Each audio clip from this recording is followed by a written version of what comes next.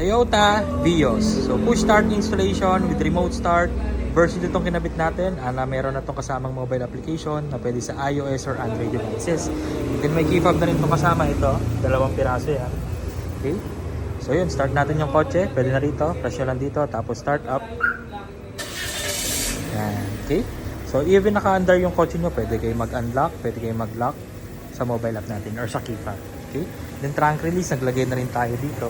Kasi sa variant ng kotse ni Sir, walang trunk release. So kung gusto nyo open yung trunk, press nyo lang dito. Tapos send. Yan, mag-open na lang siya.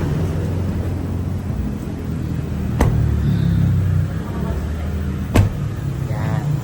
May pasok tayo sa loob. Pakita ko si push start button. Yan. Ayos. Yan. Bagong-bago kasi.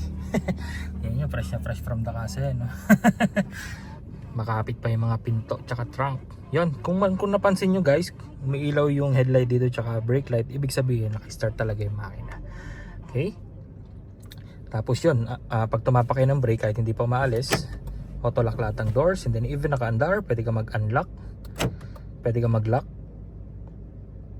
sa mobile app or sa key fob guys, pakita ko.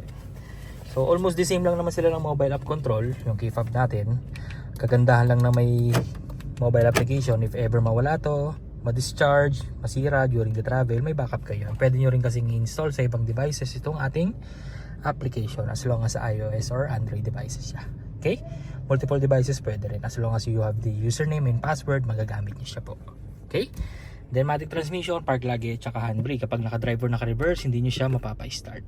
Then ito yung button natin. Yan. So pag aksidente na pindot, hindi mamamatay yung kotse. Okay.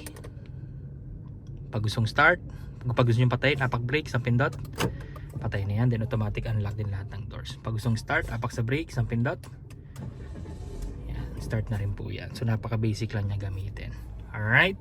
So yun, 2 years warranty to guys. Guaranteed clean wirings, quality installation, and then free back to zero fumigation pa after the installation po. Maraming salamat po. Bye.